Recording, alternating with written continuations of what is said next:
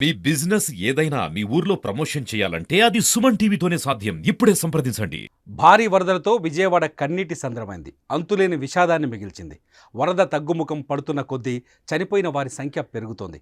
ఇప్పటి వరకు 29 మంది వరదల్లో చనిపోయినట్లు అధికారులు ఇప్పటికే ప్రకటించారు. దాదాపు 22 మృతదేహాలను పోస్టుమార్టం నిమిత్తం విజయవాడ ప్రభుత్వ ఆసుపత్రికి తరలించారు. దీంతో ప్రభుత్వాసుపత్రి దగ్గర విషాద ఛాయలు అలుముకున్నాయి. విజయవాడలో వరదలు మనుషులనే కాదు మూగజీవాలను సైతం ఏడిపించాయి. మనకి ఆకలైతే ఆకలి వేస్తుందని చెప్పుకుంటాం, మరి మూగజీవాల పరిస్థితి తలుచుకుంటేనే బాధగా కనిపిస్తుంది. భారీ వరదలకు అనేక మూగజీవాలు కొట్టుకుపోయాయి. మరికొన్ని ఆకలి బాధతో నీరసించాయి. అలాంటి ఆకలి బాధతో అలమటిస్తున్న మూగజీవుల కడుపు నింపుతున్నాడు వాకచర్ల శ్రీకాంత్. వరదల్లో బాధితులకు సాయం చేసేందుకు విద్యుత్ సౌదాలో అనేక మంది పాల్గొన్నారు. వరద బాధితులను సురక్షిత ప్రాంతాలకు తరలించేందుకు ఎంతగానో శ్రమించారు. అయితే ఇప్పుడు వారికి ఆకలితో ఉన్న ఓ కుక్క కనిపించింది. అది అప్పటికే ఆకలితో బాధపడుతూ నీరసించిపోయింది. దీంతో పాలు పోసి దాని ఆకలి తీర్చాడు శ్రీకాంత్.